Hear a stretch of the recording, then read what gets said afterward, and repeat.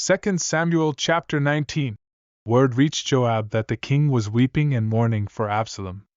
And so, the victory of that day was turned into mourning for all the people, for they heard it said that day, "The king is deeply grieved for his son." The people returned to the city quietly, as people do who are ashamed when they flee from battle.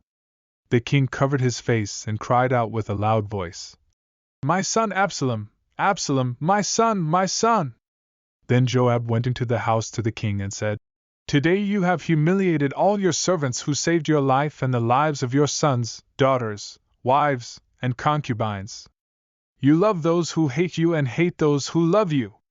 You have made it clear today that your commanders and servants mean nothing to you. I realize now that if Absalom were alive and all of us were dead, that would satisfy you. Now get up, go out, and encourage your servants. I swear by the Lord that if you do not go out, not a man will remain with you tonight. This will be worse for you than all the adversity that has come upon you from your youth until now." Then the king got up and took his seat at the gate. When the people were told, "The king is sitting at the gate," they all came before him. Meanwhile, the Israelites had fled, each to his tent. All the people were in a dispute throughout all the tribes of Israel, saying, "The king delivered us from the grasp of our enemies, he rescued us from the hand of the Philistines, and now he has fled from the land because of Absalom. But Absalom, the one we anointed over us, has died in battle. So why do you say nothing about restoring the king?" King David sent this message to the priests Zadok and Abiathar. "Speak to the elders of Judah, why should you be the last to restore the king to his palace? The talk of all Israel has reached the king at his house. You are my brothers, my own flesh and blood. So why should you be the last to restore the king? And tell Amasa, aren't you my own flesh and blood? May God punish me and do so severely if you don't become commander of my army from now on instead of Joab." So Amasa won over the hearts of all the men of Judah, just as Joab had done with the men of Israel. When David reached the Jordan, he and the men of Judah crossed over to Gilgal to meet the king and to escort him across the Jordan. Shimei son of Gera, the Benjamite from Bahurim, hurried down with the men of Judah to meet King David. There were 1,000 men from Benjamin with him, along with Ziba, the steward of Saul's household, and Ziba's 15 sons and 20 servants. They rushed to the Jordan ahead of the king, to help him cross the Jordan and to do whatever he desired. As the king was about to cross the river, Shimei fell down before him. "My lord the king, please forgive me," he said, "and do not hold me guilty for sinning before you on the day my lord the king left Jerusalem. May the king not take it to heart, for your servant knows that I have sinned. But today I have come here as the first from the entire house of Joseph to come down and meet my lord the king." Abishai son of Zeruiah replied, "Shouldn't Shimei be put to death for this, because he cursed the Lord's anointed?" But David said, "What do you and I have in common, you sons of Zeruiah? He is cursing that the Lord told him, 'Curse David.' Who then can say, 'Why did you do that?'" Then David said to Abishai and all his officials, "My son, my own flesh and blood, is trying to take my life. How much more, then, this Benjamite? Leave him alone, let him curse, for the Lord has told him to. It may be that the Lord will see my distress and repay me with good for the cursing I am receiving today." So David and his men proceeded along the road as Shimei was going along the ridge of the hill opposite him. As Shimei went, he cursed David, and threw stones and dirt at him. The king and all the people with him arrived exhausted at their destination, and there he refreshed himself. And now, as they were crossing the Jordan, Shimei son of Gera, the Benjaminite from Bahurim, hurried down with the men of Judah to meet King David. There were 1,000 men from Benjamin with him, along with Ziba, the steward of Saul's household, and Ziba's 15 sons and 20 servants. They rushed to the Jordan ahead of the king, to help him cross the Jordan. Shimei fell down before the king as he was about to cross the Jordan, and said to him, "My lord, please forgive me.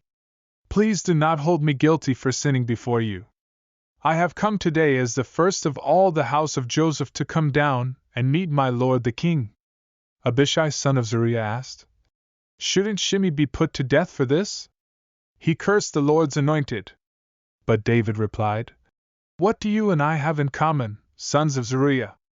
If he is cursing because the Lord said to him, Curse David, who can ask, Why do you do this? Then David said to Abishai and all his officials, Look, my son, my own flesh and blood, intends to take my life.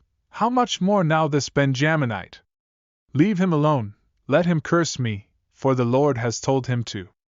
Perhaps the Lord will see my affliction and restore goodness to me in place of his cursing today. So David and his men continued along the road while Shimei was going along the ridge of the hill opposite him, cursing as he went, and throwing stones beside him and scattering dust. The king and all the people with him arrived exhausted, so they refreshed themselves there. Now Barzillai the Gileadite had come down from Rogelim, and accompanied the king to the Jordan, to see him off at the Jordan. Barzillai was a very old man, 80 years old, and since he was a very wealthy man, he had provided for the needs of the king while he stayed in Mahanaim. The king said to Barzillai, Cross over with me, and I will provide for your needs in Jerusalem.